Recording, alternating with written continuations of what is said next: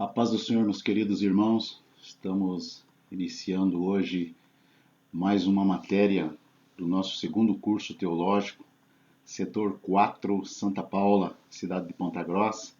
Nosso pastor setorial, pastor João Pinheiro, e desejamos que você tenha um ótimo aprendizado ao estudarmos a palavra de Deus. Vamos comentar sobre parábolas, um assunto interessante, um assunto palpitante que nós temos na palavra de Deus. É a quinta matéria do nosso curso, estamos caminhando a todo vapor. Que o Senhor abençoe você e que você possa receber esses ensinamentos com muita alegria no seu coração. Essa primeira lição, nós vamos falar sobre, introduzindo esse assunto de parábolas. Quase todos os livros sobre interpretação bíblica têm um capítulozinho especial ali para estudarmos parábola. E não poderia deixar de ser diferente, esse assunto ele é bem complexo e sempre apareceu teorias, né, sobre como interpretar parábola e como estudar parábola. Reconhecidamente, algumas dessas teorias elas trazem informações muito importantes para estudarmos, para fazer a exegese das parábolas do Novo Testamento. Contudo, o que nós desejamos aqui nesse estudo é que você, caro aluno, caro participante, aprenda algo sobre as parábolas referentes a Jesus Cristo. Por que ele utilizou? Era um método que ele amava demais, né, para ministrar os seus ensinamentos, e nós queremos estudar então sobre Jesus e as parábolas. Os evangelhos eles identificam a Jesus como alguém que tinha predileção em ensinar através de parábolas. Ele gostava de educar por meio da contação de histórias. E hoje a igreja carece um pouco de membros da sua igreja, de professores que tenham essa inclinação de contação de história. Como contar uma história, como trazer essa história assim que chama a atenção, que prende a atenção dos seus alunos. Cerca de um terço, presta atenção aí, meus queridos, um terço dos ensinamentos de Jesus foram entregues, foram feitos dessa forma. Então, como que Jesus utilizava as parábolas? Ele utilizava a matéria-prima, que era a presença ali, o horizonte sociocultural dos seus ouvintes, aquilo que os seus ouvintes estavam vendo, estavam vivendo no seu dia a dia. Jesus utilizava isso nas suas parábolas, por onde ele passava, com quem ele conversava. Então ele chamava a atenção para detalhes do cotidiano das pessoas que o cercavam, que o procuravam. Então, imagens do dia a dia coloriram pequenas narrativas que eram contadas com o objetivo de levar o ouvinte à compreensão de verdades específicas. Então, as parábolas foram pronunciadas em uma situação concreta de vida. Eles sabiam o que estava acontecendo. Então, era fácil deles entenderem. Quem desejava realmente entender, era fácil de entender. Ao contar essas histórias, Jesus queria deixar claro o que a vida realmente é. Então é o ensino através de parábolas que se tornou o método didático pedagógico peculiar do Salvador. Era muito simples, né? Era interessante, permitia que o público acompanhasse a narrativa muito facilmente. As parábolas contadas por Jesus, de modo algum, podem ser classificadas como fábulas ou lendas, mas também não são histórias reais, né? Ainda que apresentem um forte colorido extraído da paisagem concreta, daquilo que os ouvintes estavam passando, daquilo que eles estavam vivendo, estavam vendo. Então, as parábolas têm esse condão dessa inclinação para este tipo de ensinamento que as pessoas podiam entender perfeitamente. Então, o ensino por meio de parábolas não era uma coisa inédita entre os judeus, mas em toda a literatura rabínica lá do Antigo Testamento e depois do Novo Testamento, após Jesus, o pessoal não encontrou nenhuma só parábola anterior ao tempo de Jesus, nos moldes que Jesus ministrava as suas parábolas. Contudo, aos poucos, e muitas pesquisas estavam sendo feitas, vêm sendo feitas, e independente, né, está se estabelecendo as raízes judaicas e os paralelos rabínicos, os ensinos dos rabinos, dos mestres, com as parábolas de Jesus. Desde então, não tem sido mais contestado que as parábolas de Jesus devem, pelo menos de modo puramente formal, ser incluídas no escopo do estilo judaico de narrativa. Aí no Antigo Testamento nós temos alguns textos bíblicos, algumas histórias, algumas parábolas que são predecessoras, né, das parábolas do Novo Testamento. O leitor, eu convido você, abra a tua Bíblia, Isaías capítulo 5, verso 1 ao 7, 2 Samuel, o livro de Juízes, o livro de 2 Reis. Abra e dê uma lida lá, você vai ver algumas histórias interessantes, algumas parábolas que são as predecessoras daquilo que Jesus veio ensinando. Isso é muito bom. Dá uma pausa no vídeo aí e vai lá, abre a tua Bíblia, dá uma lida, dá uma estudada, e é assim que você vai aprendendo e vai guardando as coisas de Deus na sua vida, meu amado. Faz isso, Deus te abençoe. Em linhas gerais, uma parábola é uma história contada com efeito de comparação. O objetivo? Trazer uma verdade singular, uma verdade simples, e é assim que podemos definir uma parábola. A compreensão da parábola pressupõe ouvintes que estão dispostos a seguir as ideias de quem está falando e que são capazes de entender o ponto de semelhança entre o que se está falando e a imagem que eles estão vendo e as coisas que estão ao redor ali, em outras palavras.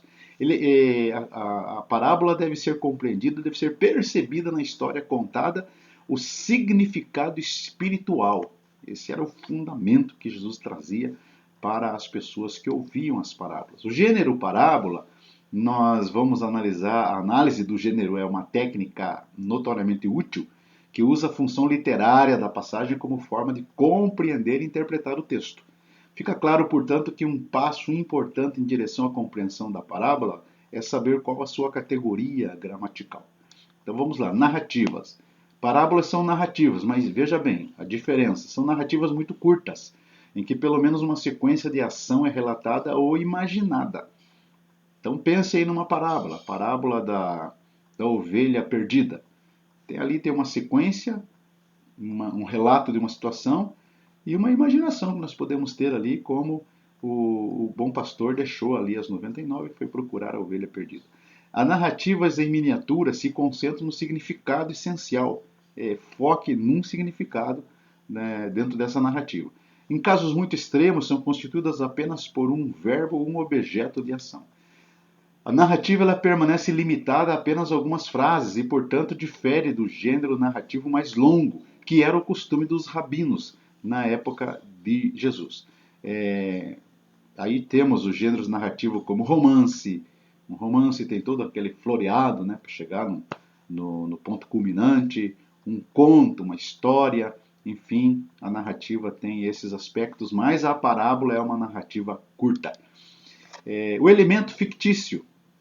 As narrativas de uma parábola, irmãos, podem conter um elemento ficcional, um elemento inventado, em contraste com uma narrativa factual, que é baseada em eventos históricos que aconteceram ou acredita-se que tenha acontecido. Mas é verdade que narrativas factuais também podem, em grande parte, apresentar elementos fictícios. Nós temos o caso aí de uma parábola que é considerada, na verdade, uma história, a parábola do rico e Lázaro. Quando se cita ali os historiadores, os tradutores da Bíblia Sagrada colocam ali como a história de Rico e Lázaro como uma parábola, mas muitos dos historiadores, muitos dos teólogos, eles colocam como um fato, uma narrativa real, um fato real acontecido e que está ali colocado como parábola. Os elementos realistas. O texto de uma parábola pode revelar uma relação próxima com a realidade, ou retratar o mundo real. Você vai encontrar a parábola lá da viúva e do juiz. Então está muito próximo de uma realidade, aquilo ali acontece exatamente assim, inclusive nos nossos dias, né? Aquilo que é narrado poderia realmente ter ocorrido. Desse modo, as parábolas são claramente diferentes das narrativas de ficção científica. Então, essa relação com a realidade também diferencia a parábola das fábulas, nos quais, por exemplo, numa fábula, um animal ou planta pode falar, podem agir antropomorficamente, quer dizer, pode agir como o homem age, ou a partir de mitos, né? As histórias lá dos deuses gregos, dos heróis romanos, né?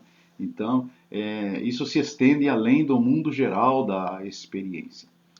Elemento metafórico, é baseado em sinais de transferências internas ou externas.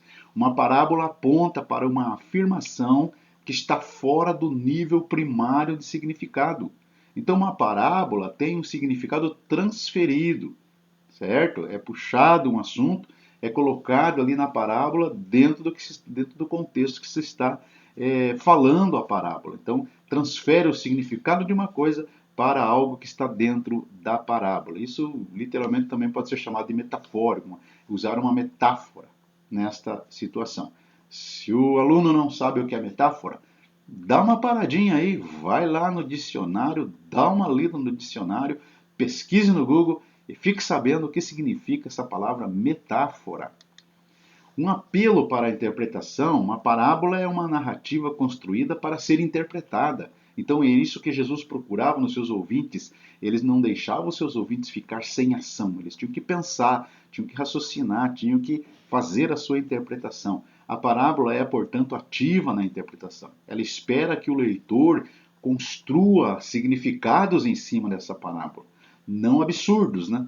Mas significados inteligentes. Assim, elementos narrativos, como perguntas retóricas, um fim aberto, evocam especialmente o processo de interpretação. Um fim aberto você vê, por exemplo, na parábola do filho pródigo.